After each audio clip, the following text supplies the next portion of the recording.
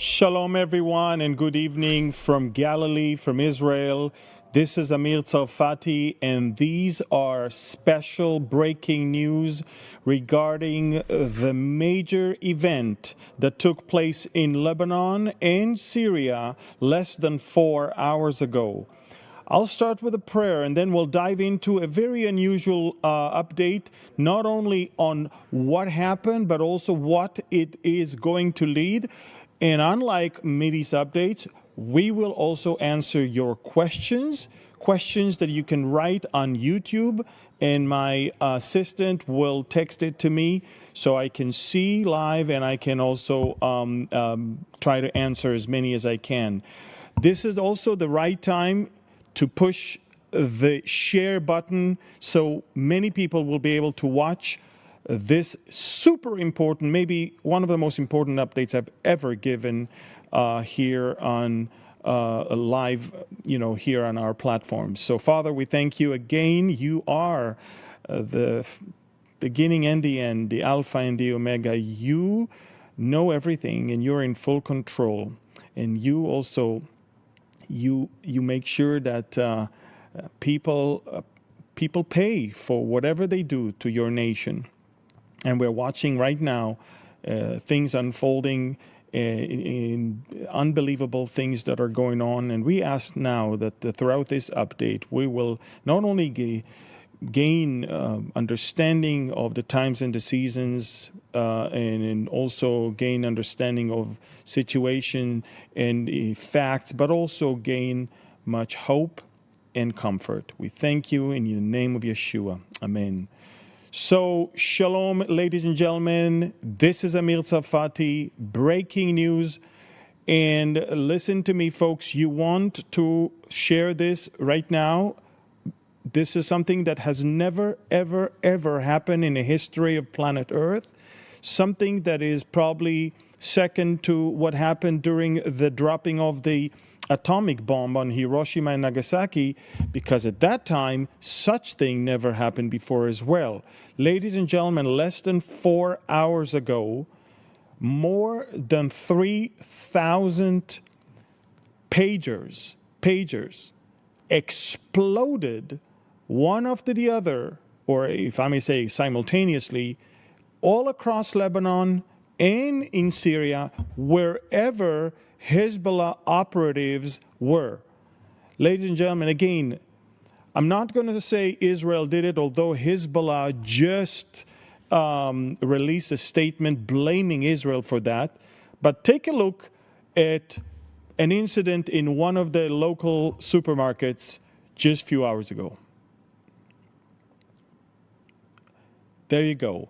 A pager exploded right on the waist of a Hezbollah operative. Now, let me try and explain what just happened. Pagers. These are, it seems like they're a primitive mean of communication. They only receive. They don't transmit. They receive signals simultaneously. When something happens and doctors have pagers, they all receive the same time and a request to, of course, show up at the hospital, stuff like that. Now, most countries don't use it anymore. Hezbollah lately purchased a new type of device that only, I guess, senior members of Hezbollah would carry on them.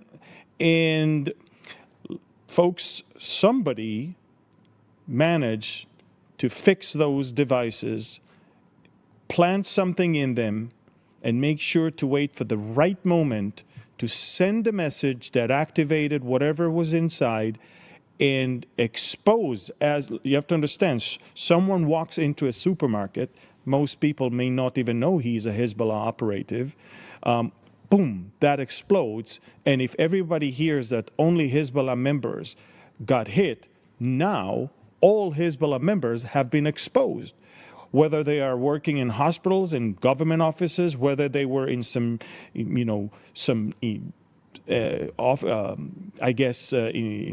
installations that belong to Hezbollah. everywhere across Lebanon and in some parts of Damascus as well. We know of not only people who had their pagers exploding, but people who got killed in a couple places in Damascus. We are now talking about over 3,000 injured people, of which 200 are critically injured. That means many of them will succumb to their wounds. And so far, the official number of fatalities is 9, but it's going to be more. Among them is the son of a member of parliament, who is a member of Hezbollah, sons of a senior advisor of Hezbollah leader, also, and others. Among the injured people, listen to me, is the ambassador of Iran to Lebanon. The ambassador of Iran to Lebanon, Mujtaba Amini, he was injured as well. That's the guy, Mujtaba Amini. He also, the Iranians say he was lightly wounded, but hey, why would the Iranian ambassador carry a pager that belongs to Hezbollah? That tells you a lot about who he is and what he really does. Pagers exploded not only in houses and not only in supermarkets and not only in hospitals and not only in very sensitive locations above the ground. Apparently, over 100 pagers exploded on the operative of Hezbollah inside tunnels under the ground. And they mostly caused the most serious injuries because obviously the blast inside a tunnel is much more effective and causes greater injuries. Now, in many channels in the last 2.5 hours, the call for revenge was great, not only because this is an amazing thing that we watch. At no place in the history of planet Earth something like that ever happened. Pagers that simultaneously explode in thousands of locations is unbelievable. But the thing is, many channels in Arabic are saying that we have to avenge this because all these people were injured next to their manhood. And obviously that is a humiliation to them, not only as Arabs, as terrorists belong to Hezbollah, but also as men. They cannot even be promised 72 virgins in paradise right now because, so my point is there's a lot of stuff that is running right now. Hezbollah did a very quick investigation and instantly accused Israel. Israel, by the way, never accepted responsibility. However, if you follow me on Telegram, and if you are not, then do me a favor and scan this QR code. I already reported early this morning that the Security Cabinet of Israel convened last night, and the decision was made to include another target or another purpose for the war, which is bringing all the people of northern Israel back to their homes. It's no longer about Hamas only. It's no longer about the south only. It's no longer about the Gaza Strip only. We added northern Israel to the war targets, which means that we're officially at war also with anyone that attacks us in the north and interferes our effort to bring our people back to their homes. This morning, based on the cabinet decision last night, the head of the Israeli Mossad sat for over 2.5 hours with Prime Minister Netanyahu. And then in the Ministry of Defense, in the underground base in the Kiryat in Tel Aviv, intense meetings, one after the other. And again, I reported all of these things on Telegram.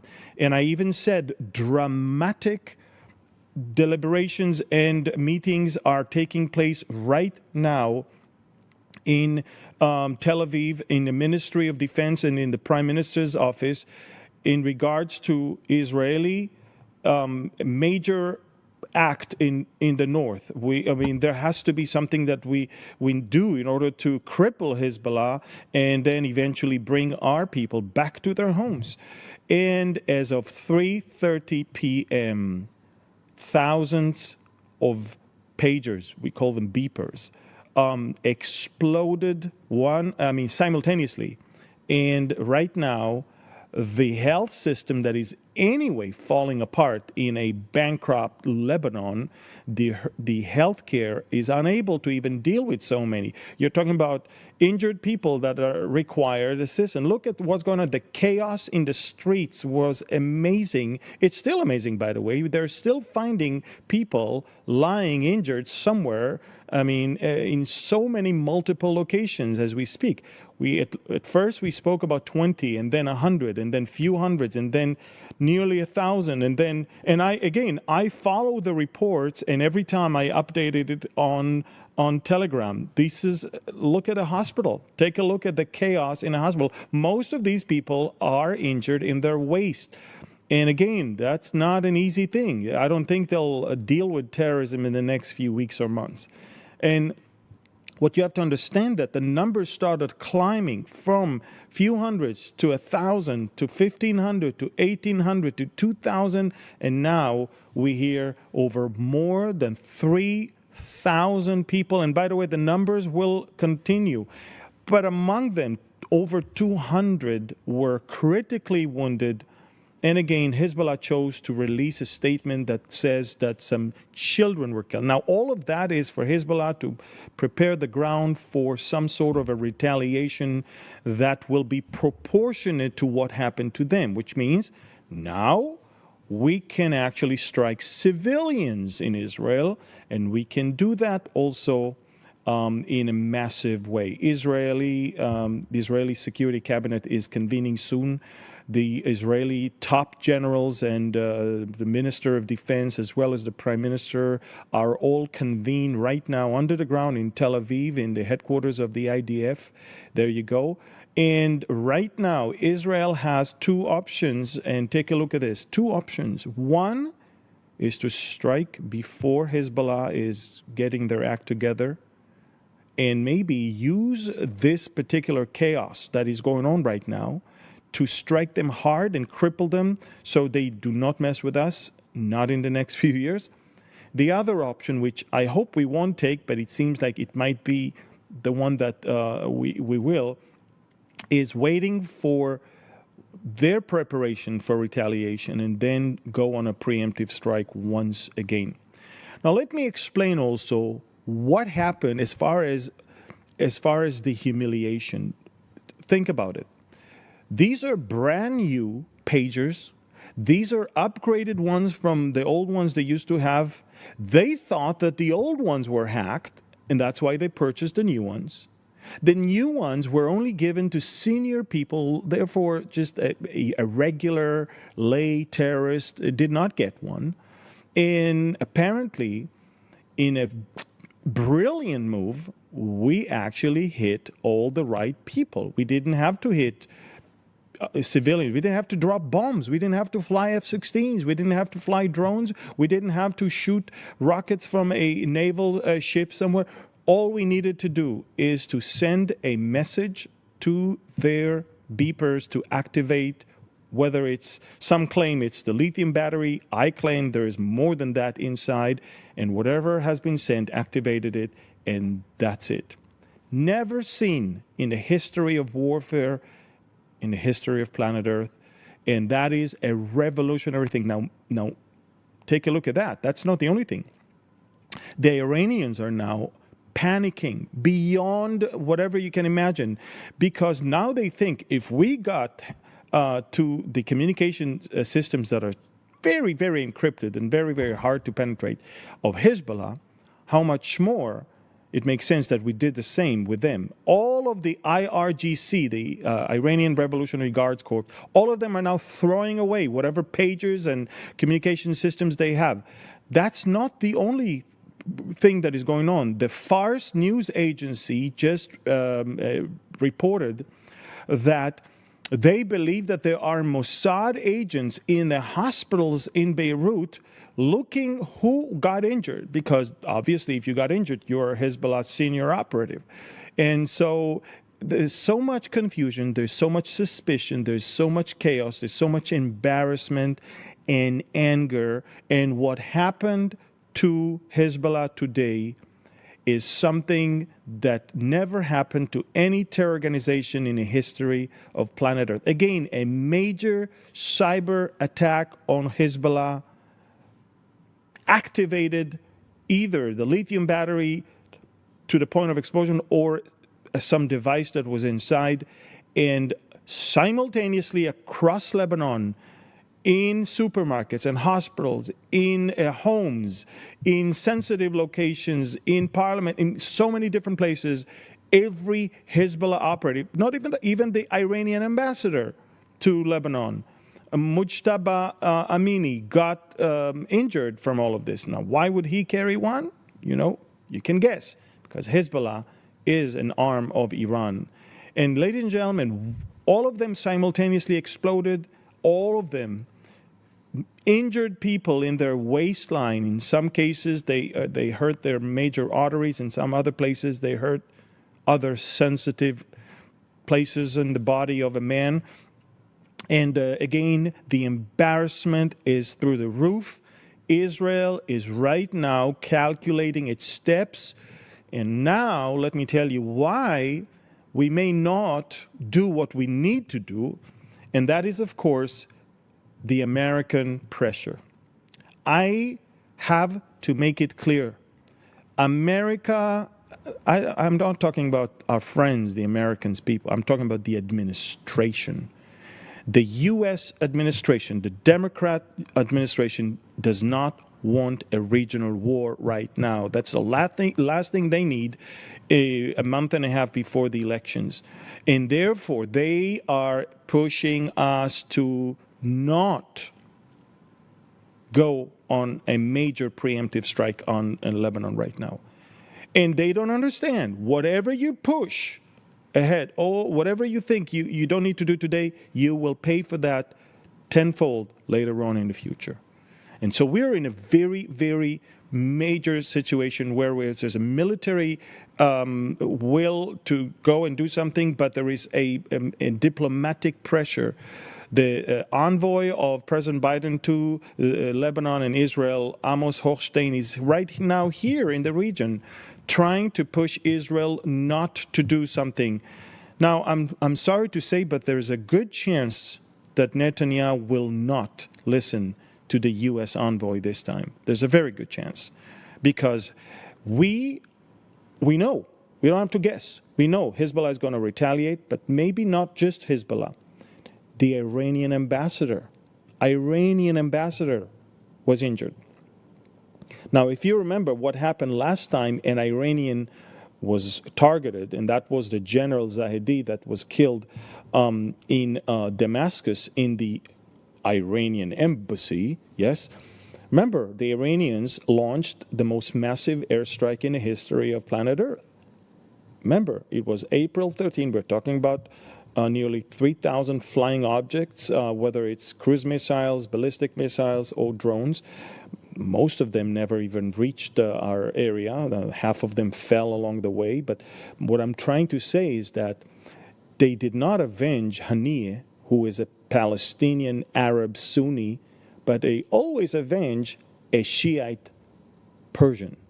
And so we are going to see a very interesting, next 24 to 48 hours. Again, if Israel is not going to a major preemptive strike soon, we may miss a golden opportunity to catch Hezbollah embarrassed, confused, without proper means of communication. There are some tough deliberations right now behind closed doors in Israel on what's going to happen, and I can tell you that that's not the only thing. The phone is ringing from the White House non-stop, trying to divert us from doing more than what already has been done. I promised you folks that I will also answer some questions And I encourage you not only to share right now, but also to go, if it's on YouTube or Facebook, please write in the chat questions. I already have some. Pete asked, is it safe to assume that no civilian was issued on one of these pagers? It's, these are Hezbollah people that receive those pagers. So they may not be wearing uniform, but they are terrorists not wearing uniform. So they might appear as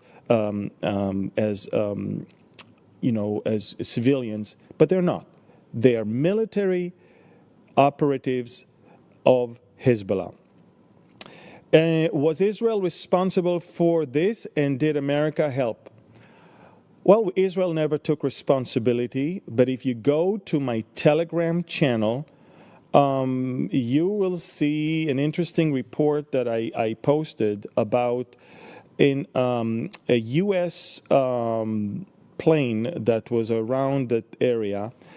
Arab sources report that yesterday an American Air Force aircraft of the type of EC-130H, it's a Hercules, but it's a special one. It's aircraft that is known to be used for electronic warfare. Now, was it something that part of the operation? I doubt it. But again, they're trying to find explanation to the phenomenal success of this operation that many of us call it Operation Below the Belt. That's what we call it. Tom is asking, do we need to see a regime change in Iran before Israel will feel safe, as we are told in Ezekiel 38? No. We need to see a defeated Iran that will wait for the right time to join a greater coalition. It doesn't need to be a regime change necessarily. Hopefully it will be. But it has to be a regime that will hate Israel as much as this one hates in order to join a coalition that will come up to destroy us. Dan is asking, what has been the U.S. response to the pager attack? As always, the pressure is on us. As always, the request is that we will not escalate situation. As always, we've been living in a major war since October 8 in the north. Hezbollah has been targeting dozens of Israeli settlements. Over 82,000 Israelis evacuated their homes. Many of them will never return. Many of them don't have anything to return to anyway. Businesses are destroyed. Lives were destroyed. And the pressure is on us, as always. Tammy asked, do you believe the Lebanon destruction is very near, and do you believe it will happen before or after the rapture? Tammy, let me say this. I don't know about a destruction in Lebanon, but I know one thing. The war that Ezekiel describes does not mention even Lebanon. It mentions countries that are in the second tier. Lebanon is not mentioned. Syria is not mentioned. So obviously, they won't be in a position to be a threat, and they won't join that war. So that could be because Israel cripples Hezbollah. Lebanon is a state is a country in a state of almost bankruptcy. It's a horrific situation that Iran and Hezbollah brought it upon them. And Israel has great sympathy to the Lebanese, but just so you know, most Israelis have absolutely nothing against the common Lebanese. Our enemies, Shiite Hezbollah, and their the operators in Tehran. This is who we have problem with. But along the way, Iran took Lebanon hostage. And if a war will break out, which it will, I believe, then Lebanon as a country will also suffer. Wendy is asking, why does the American government think that they can tell you what to do? Look, when you sell weapons and when you send carriers and when you send F-22s and when you send nuclear submarines, then apparently you have a say. America is the only superpower in the world. America has a say when it comes to what they wish to happen because America also helps Israel. But there are points in countries' life where even your biggest ally can receive from you and no thank you, or I understand you, but I'm not going to listen to you in this one. And that might be one of those cases, I hope. Sherry's asking, where did the pagers come from? That's a good question, Sherry. Some suggest that these pagers came from Europe. Others suggest that they came from Tehran. One thing is for sure, somebody fixed them before they reached the right people in Lebanon and Syria. Now, it's interesting, but think about it. Every pager that exploded exposed the person as a Hezbollah operative. That's a genius thing. Think about it. And also another genius thing is just to injure them, not necessarily to kill them. If they're dead, then they're being buried and that's it. If they're injured, the hospitals will need to take care of them. That costs money. It requires bed, it requires medication, and they are there, but they are not there. And so we're talking about a much heavier burden on Hezbollah and the system in Lebanon rather than just dead people. So you don't kill them, you injure them enough for them to not be able to do anything, and they become a burden. And what you do, you're exhausting the system over there in order to not be able to withstand a war. And again, if you're asking me, the idea is for Lebanon to, or Lebanese also, to pressure Hezbollah to just stop their shenanigans, disarm, leave the southern part of Lebanon, so peace will come back to that region. I don't think it's going to work. I don't think Hezbollah receives any orders from Lebanese people. I think Hezbollah receives their orders from Tehran. And I don't think Tehran cares much about the ordinary Lebanese people. They care about one thing, the destruction of Israel. And as long as they can sacrifice Lebanon, Hezbollah, Arabs, not Persians, the more the better. Pay attention. Iran did not yet even respond to the killing of Haniyeh, the leader of Hamas, in Tehran, inside the guest house of the IRGC, the most secure part of Tehran, 2 miles away from the presidential palace. They haven't even responded to that one. Yes, the Houthis responded in a very, very pathetic way. One missile, which they claim to be hypersonic, which by the way was not. But that's it, folks. Right now, we are talking about, okay, so now I see there are more pagers that are also exploding in Syria as well. There are reports on pagers that are exploding in Syria as well. Very interesting. Again, whoever is doing that is doing a great job and is targeting exactly the right people. Look, it's one thing to drop a bomb from the air and kill so many other people around. It's another thing to just target the person that is carrying a device. And instead of using, very expensive bombs, and instead of using very expensive airplanes and ships and drones, all you need to do is send a message in a major, unprecedented cyber attack and activate whatever explosive there was there and cause the injury, sometimes the death, of the terrorists themselves. Again, just by the explosion, we know exactly who was a terrorist and who wasn't. And again, the Iranians are extremely panicking right now because people are being exposed, and they are afraid that even their people are being exposed in Beirut as well. Hezbollah, again, is in a great embarrassment. They just issued a statement that they investigated, and they came to the conclusion that it's Israel's operation. Okay? So I'm not going to say we take responsibility. I'm going to say Hezbollah already know that it's us, and for them, they already promised a revenge. It seems to me that this is the right time for Israel to make a major move, and I truly hope we will. And these next few hours will be extremely, extremely sensitive and tensed in the deliberation rooms and meeting rooms of the IDF, the Ministry of Defense, and the Prime Minister's office.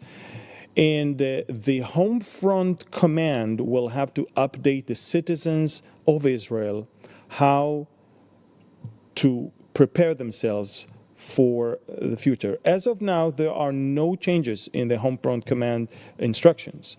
But should Israel expect something big, or should Israel go for a major operation that for sure will drag not only Hezbollah but all of the Iranian militias towards a major response, then we will receive major things to change in the way we handle things. Rachel is asking, how do we know that the devices were made like that prior to the attack?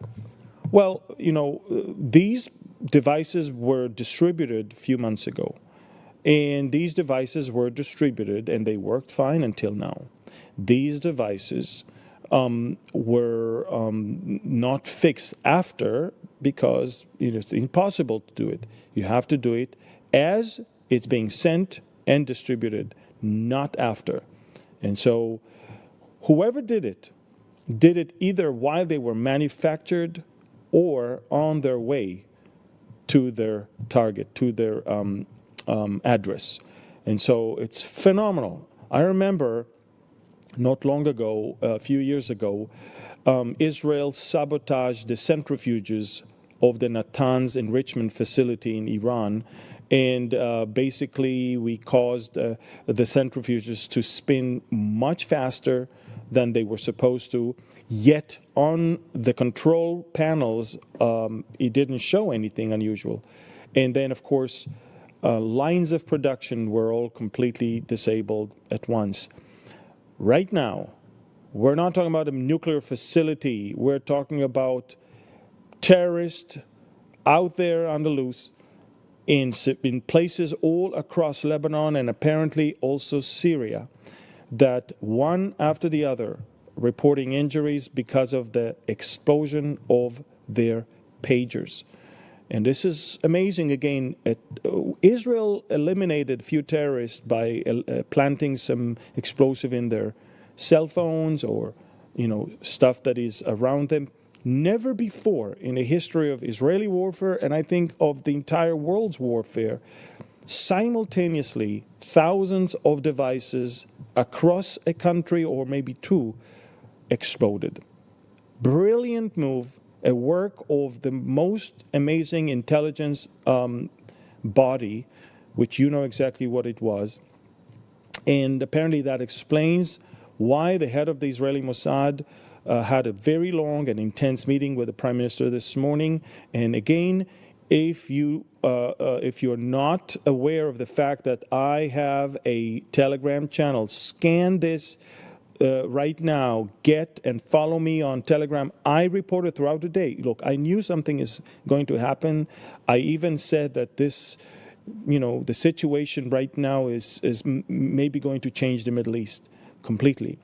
And it was obvious that even the political turmoil in Israel has been put aside because something bigger is now happening. I will tell you, though, that Israel today released an incredible information that we just thwarted an attempt to assassinate our former chief of staff of the IDF, Lieutenant General Aviv Kochavi. And it's interesting because on September, if I'm not mistaken, September 15, September 15, 2023, the same type of device exploded in Tel Aviv. Thankfully, nobody got killed. But immediately, the Israeli Shin Bet, the FBI of Israel, was on a manhunt, and we arrested in the middle of a highway in Route 443 in front of faces of astonished Israeli drivers. We arrested two people who admitted to be part of a Hezbollah cell. And what we found a few days ago that was supposed to explode and kill Israel's top general was actually not just the Claymore device, but also it had a camera and it was supposed to be operated by a cell phone and activated from far away, from Lebanon. And so in a very interesting way, on the very same day that we are exposing that we just thwarted a major attempt to assassinate Israeli Lieutenant General, who was the head of the military before this one, on the very same day, the head of the Mossad is coming in and out of Prime Minister Netanyahu's office. On the very same day, the very organization that perpetrated the assassination attempt is paying a price unlike any terror organization ever paid in the history of planet Earth. Now, it's not over. In fact, it's just the beginning. You need to understand, folks, we are talking about a preliminary steps in what appears to be a regional war that will break out in the very near future. What happened last night when Israel changed the targets of the war and updated them and added the north was actually adding Hezbollah to the targets of the war, which means declaring war on Hezbollah. And what happened today on the ground in Lebanon and Syria is a declaration of war as well. And of course, Hezbollah understands that. And now the question is this. It's a dual question. One, is Hezbollah prepared to pay the price for a war? Or are they willing to suck it up and move on? You know and I know that it's their pride that will not allow them to go with this thing unanswered. They already had received great amount of backlash for their very, very insignificant and very, very, I would say, weak and redundant retaliation to the assassination of their military leader in Beirut, Fuad Shukr, if you remember. But that's not the only thing. The Iranians understand that too much is happening. Israel is way too much on the winning side here, penetrating into the holy of holies of these organizations. And the Iranians are not going to retaliate, but they are going to send their mad dog Hezbollah. Now, will Hassan Nasrallah do that? I don't know. By the way, I don't think Hassan Nasrallah is walking with a pager, so I don't think he got injured. But I think that some of his people have. I think that some very, very senior terrorists were injured or even killed. And again, also the ambassador of Iran to Lebanon, Mujtaba Amini, he was injured. So now we have an open account with the Iranians. And we've got some people that are children of senior members of Hezbollah. Again, these are top echelon of Hezbollah's leadership and their family members. And of course, it's obviously the only people who got injured or killed were people with the pager on them. So, very interesting thing. We're in the brinks of a major war. Now, is the majority of Israel still supporting Netanyahu? 100%. The majority is 60% maybe, but it's still the majority. And every poll is showing that he is leading in the question of who is the most suitable person to be prime minister right now. The leaders of the opposition, Yair Lapid and Benny Gantz, they are far below. Thank God Netanyahu is right now in power in these critical moments. One more question that we have. Has anyone been found in Israel that had one? No. And not to the best of my knowledge. I don't think Hezbollah operatives are walking in Israel with Hezbollah communication device. And so I believe that that's not the case. But again, think about it. The genius idea of hurting only the bad guys and exposing them along the way. It's phenomenal. And I think many people are going to look into that in the future. Leslie is asking, do we still watch for the destruction of Damascus? It has been bombed a lot, and I'm confused about this. Leslie, first of all, the Bible says in Isaiah chapter 17 that Damascus will turn into a ruinous heap. It will be destroyed and uninhabitable. Obviously, it never happened yet.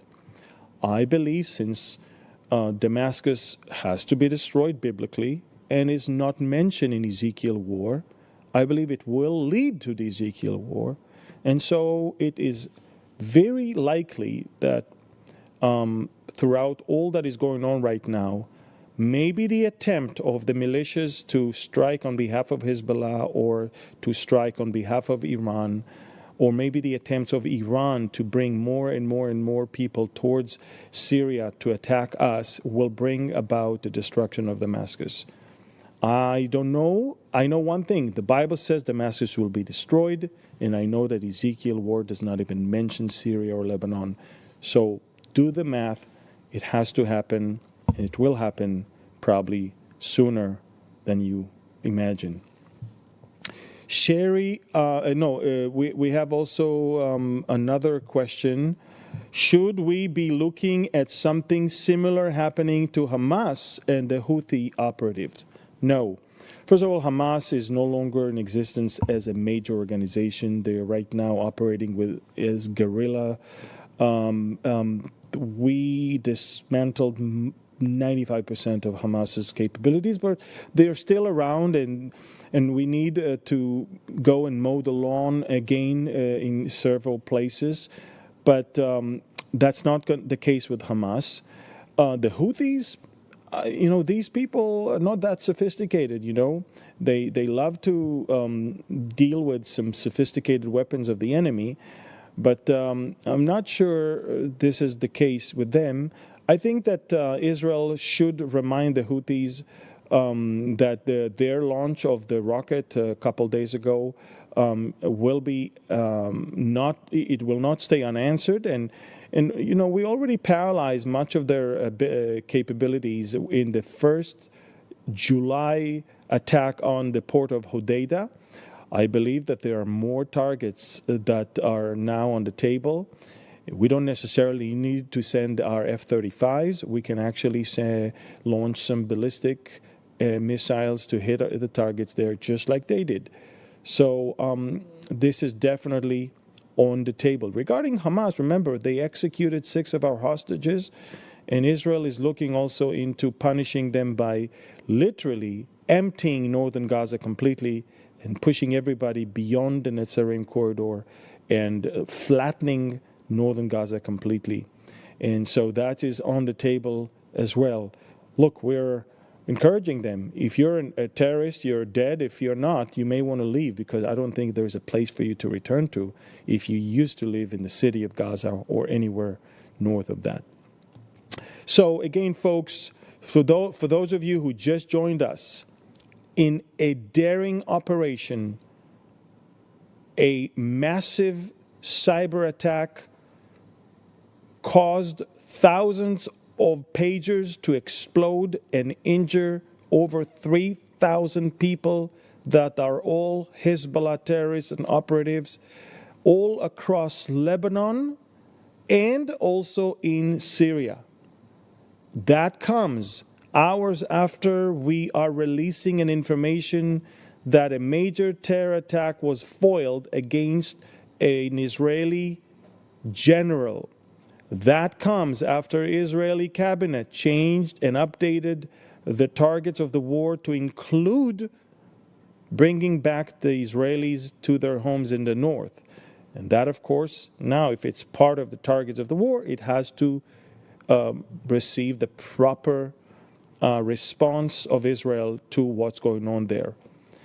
This morning was a tense morning. If you follow me on Telegram, and I encourage you again to scan this QR code, join my Telegram channel throughout the day. If you follow me, you knew something is about to happen. I reported the dramatic discussions, far greater than just something small like political rivalry, is taking place right now, and stuff is going to happen soon that will change the Middle East in our region, and I was not surprised when all of the. I was surprised at the genius idea of what has happened, but I was not surprised that something happened. I was expecting. I even told my team here at Connect, something is going to happen today. Everybody is, talking about something, and it was inevitable. And sure enough, 3:30 p.m., thousands of pagers that were recently purchased by Hezbollah exploded and injured over 3,000 people, among which 200 were critically wounded. Many of them might succumb to their wounds and die. Hezbollah issued a statement blaming Israel for it, although Israel never took responsibility. This is definitely the most amazing escalation since the war began nearly a year ago. And ladies and gentlemen, Hezbollah is calculating their steps. They understand that they don't have that many great cards in their hand. And Israel must seize the moment. I really hope that somebody is listening to me right now in the top command over there. I know they don't, and I know that I'm no one for them, but I really hope that someone has the brains to take advantage of the chaos and the lack of communication that is right now their portion, and strike while they're still in shock. That's how you win a war. Take a look. I mean, thousands of explosions simultaneously across Beirut. And again, let me show you what it looked like in a little supermarket when somebody out of the blue was exposed as a Hezbollah operative because his beeper, boom, exploded. And he was on the ground. Ladies and gentlemen, the Iranian ambassador to Beirut, to Lebanon, Mujtaba Amini, he was injured as well. Why would he carry a pager of Hezbollah? Because he's the operator of Hezbollah, of course. The member of parliament on behalf of Hezbollah just announced that his son was killed. Why would your son carry a pager of Hezbollah? That's the member of parliament on the right, and on the left, that's his son who got killed. My point is, ladies and gentlemen, that one after the other, Hezbollah terrorists and operatives were exposed, and it is a great embarrassment. No, Israel had to think twice before it did that, because once you do such a thing, you're basically telling the whole world that you controlled the communication system, and thus you were able to attack, and which means that explains how we knew who is where and when they're planning on doing what. But now, that's it. We don't have that advantage anymore. We've used that card. I can tell you from a close and intimate knowledge of the system and the people, we have many more cards like that under our sleeves, and we will not hesitate to use them. But again, today, a major attack, and it happened in the heart of Beirut. It happened in the north of Beirut. It happened in the southern part of Lebanon, in the towns of Nabatea and others. And again, a whole list of places is detailed on my Telegram channel. But it also happened in Damascus, Syria, where pages of Hezbollah exploded one after the other. And guys, as I said, this is an unusual update because I also answer questions.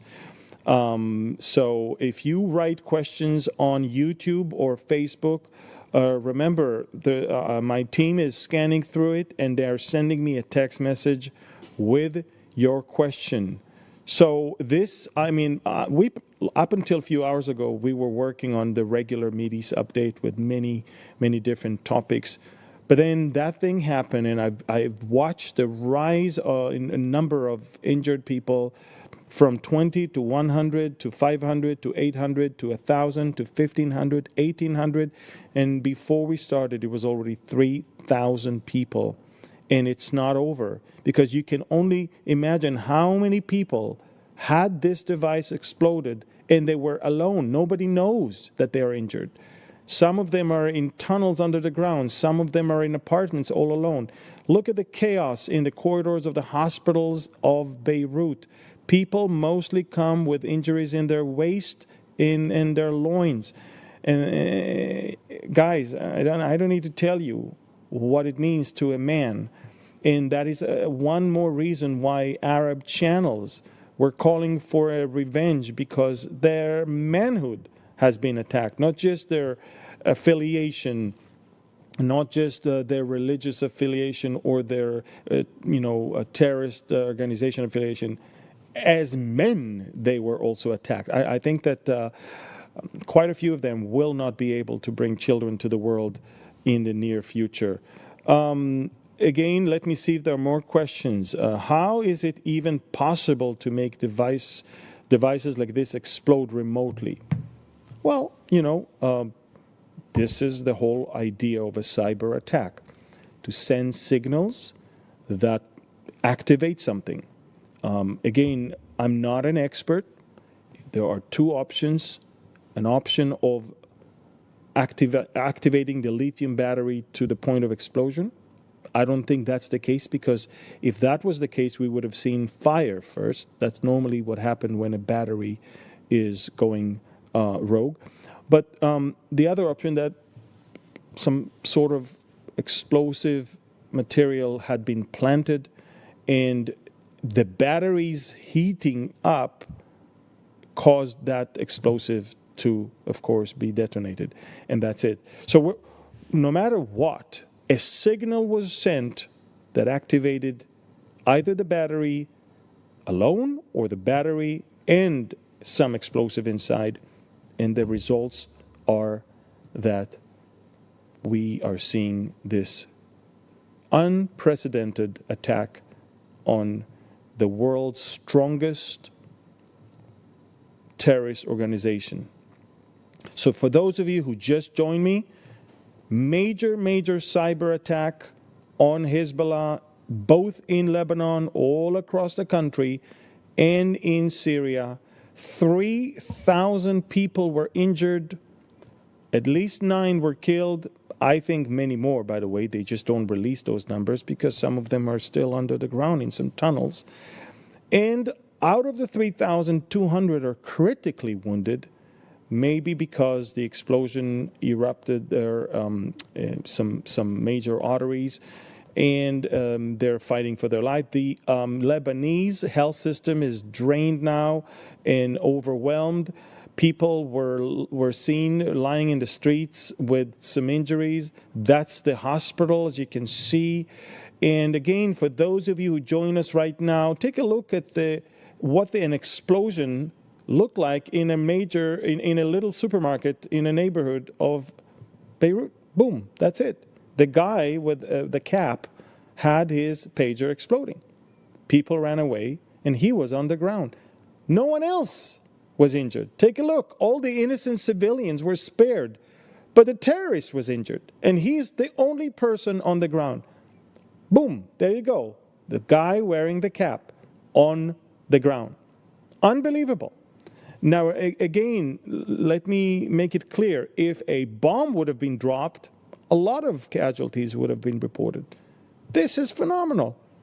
Not only that only operatives and terrorists, of course, were injured, but they have also been exposed. Look, this man doesn't look like a terrorist. He's wearing civilian clothes. He's wearing a cap. Apart from his, pager, I don't think he looked, probably half of the people didn't even know that he belongs to Hezbollah. And while he was trying to choose some pears or apples, his pager received a message and exploded. And that's the case in all the places where Hezbollah is controlling, in the airport, in the seaport, in hospitals, in parliament, in military bases that they have, and even in their homes and in their supermarkets. At once, we exposed most of the major Hezbollah operatives and managed to somehow disable them. Some of them are dead. Most of them are just injured. And when they're just injured, they're now a big burden on the health system that anyway is overwhelmed and on the verge of bankruptcy in Lebanon. Hezbollah caused so much damage to Lebanon, and now it's also overwhelming the Lebanese system. And all of that could have been avoided if Hezbollah would have kept its weapon and rockets to himself and not using them against Israel without any provocation on our end. Out of the blue, they wanted to help their Palestinian brothers and sisters in Gaza, and on October 8th, they began shooting, and ever since, almost every day, few times a day, they launch rockets and drones and anti-tank missiles and other things. And so, ladies and gentlemen, but again, for those of you who just joined us right now, two things happen prior to this major cyber attack, which leads many to obviously conclude that Israel is behind it. The first thing is that the cabinet, the Israeli cabinet, met overnight and updated the targets of the war and added the return of the Israelis to their homes in the northern part of Israel as a target of the war. Thus, we added Hezbollah to officially the list of organizations we are fighting against this war. And when you do that, you have to act accordingly. Second, Israel uncovered a second terror plot to assassinate a major figure in the Israeli security establishment. Arab channels say that this is Lieutenant General Aviv Kochavi, the former chief of staff of the IDF, and the attempt was foiled. This is the second attempt to kill someone. On September 15th, 2.5 weeks before October 7th of 2023, there was a similar device that had exploded, but thankfully killed no one. And Israel immediately, hours later, captured the perpetrators on their way back to Jerusalem in a car. And I think that it is evident that this is the same exact hand that literally pulled the strings in both cases. So, folks, Hezbollah was trying to kill an Israeli general. Hezbollah was caught red-handed, and so I wouldn't be surprised if I was a Hezbollah operative why such a thing happened to them today. So, unprecedented major cyber attack never happened in the history of planet Earth's warfare. Simultaneously, at 3:30 p.m., thousands of pagers exploded as they were on the waist of Hezbollah operatives. This is one of them. And over 3,000 people were injured, of which 200 and more maybe are critically injured. Several people were killed. I believe that there are many more people that are injured or even died that we don't know of because they were alone in a remote area and nobody got there to even find them yet. So, folks, major blow to Hezbollah. And as I said in the very beginning of this update, Hezbollah already announced two things: that they found Israel to be blamed for it, responsible for it, and that they're going to revenge this properly. Israel, I don't think, can afford waiting, and Israel should use the situation right now. Right now, as we speak, there is a major meeting at the Ministry of Defense in Tel Aviv at the Kiryat base under the ground, where Israel is assessing the situation, and we will decide whether we need to inform our civilians to get ready for a major war and go into their bomb shelters, and of course, simultaneously begin a preemptive strike that will cripple Hezbollah's ability to even retaliate. So, folks, very amazing things are happening right now. It's time for Hezbollah to pay for whatever they do.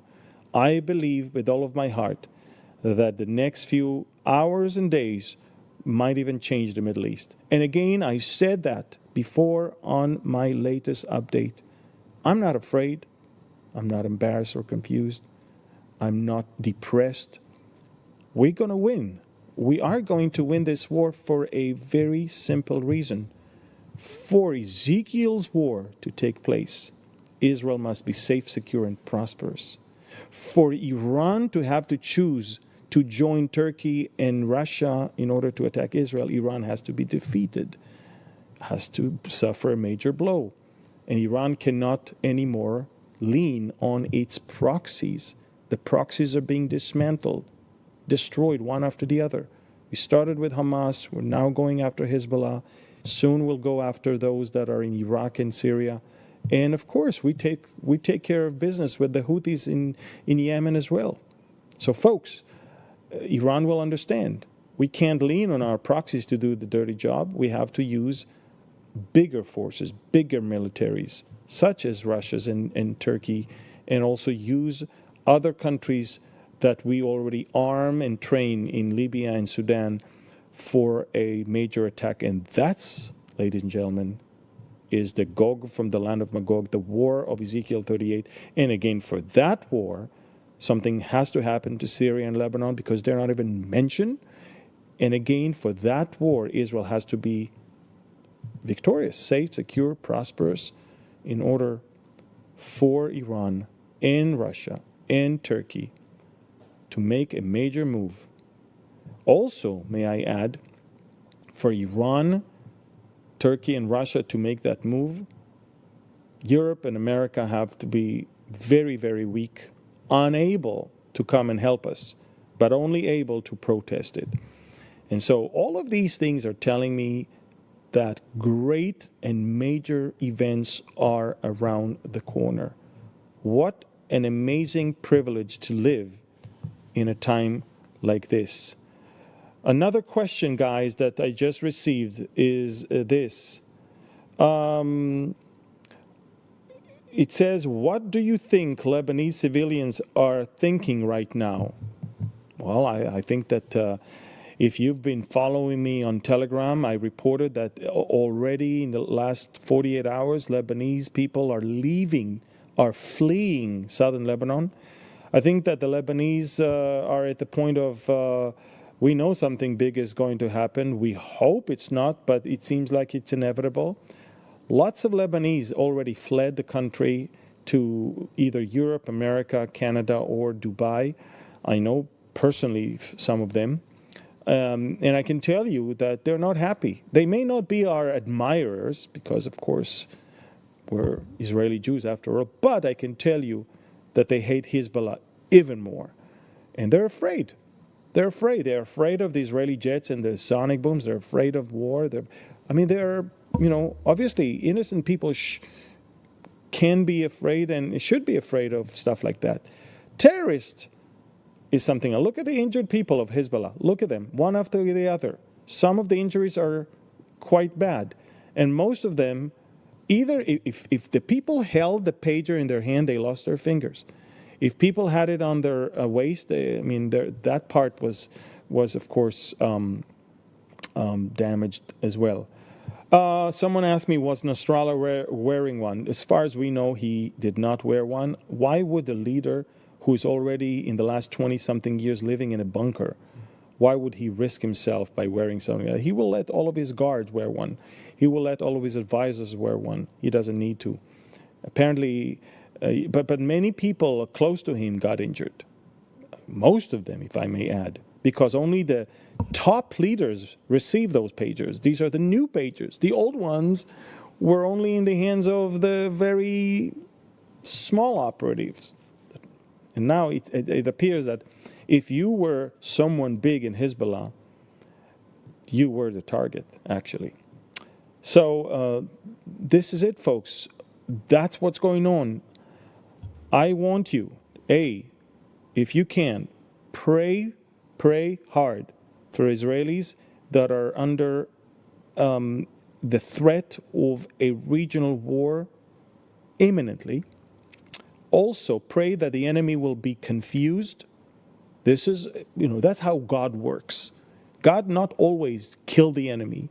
God sows confusion in the camps of the enemy, and then it is easier for us to do the job. Or sometimes the enemy kills each other. If you remember in 2 Chronicles chapter 20, we know that the enemy that came up against Israel, the king and the people went out to sing because there was no way they could fight and win, but they praised God, and as they praised God, and the king was Jehoshaphat at that time, and as they praised God, there was confusion in the camp of the enemy, and the enemy started killing each other, and that was a great victory. And for me, by the way, I always hope that it's the Lebanese that will finish with Hezbollah and eventually get rid of that and have better life. Because honestly, I will be very honest with you, I really want to visit Lebanon. I really love the Lebanese people. I really think that they don't deserve such terrible Iranian proxy to choke them. And honestly, I think it's the right time for the Lebanese to make a move and for some of their resistance movement to, give Hezbollah what Hezbollah deserves. But I will tell you, folks, that I'm not afraid. It's going to be tough, but everything is tough in the Middle East. This is not a garden of roses, but it's still the promised land. It's the chosen people, and it's God's sovereignty, and His promises are that we have future and hope. Remember that. We were not brought here for destruction. And so the enemy must read Jeremiah 29, and certainly Jeremiah 31, when he talks about the fact that only when the sun, the moon, and the stars cease to exist, only then Israel will no longer be a nation before God.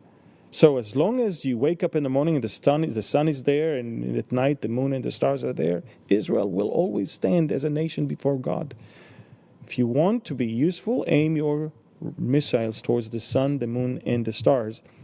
Maybe only then you get rid of us. God has a plan and a future and hope for Israel. All of us should remember that. Pray for Israel. Be on the right side. I want to remind you what Mordecai, the message that he sent to Queen Esther when he found out that Haman had a decree to kill all the Jews in the kingdom of Achashverosh, in the kingdom of Xerxes. And I want to tell you that he said to Esther in chapter 4, do not be silent. Don't. Because if you are silent, you won't escape the destruction yourself. But as of God, He will find someone else to help saving the Jewish people. In other words, God planned to save the Jewish people and to sustain them will be executed no matter what. The question is, are you going to be on the right side when the battle against Israel is happening? And so I encourage you to pray for Israel. I encourage you to pray that the enemy will be confused, and I encourage you to be vigilant when it comes to the situation. Follow me on Telegram. Please share this video, and I will keep you posted with all the breaking news 24/7. I don't sleep much. Don't worry. You'll get news hot from the oven. Until then, let me conclude with the Aaronic blessing, and then we'll say goodbye and meet again on Telegram for the developing stories. Yevarechecha Adonai v'yishmerecha, Ya'er Adonai panav elecha v'yichuneka, Yisa Adonai panav elecha v'yasem lecha shalom. The Lord bless you and keep you. The Lord make His face shine upon you and be gracious to you. The Lord lift up His countenance towards you and give you peace. B'Shem Yeshua. Amen and amen and amen. Thank you. God bless you. Pray for us. Get Telegram. Share this video. I love you, and shalom from Galilee. Bye-bye.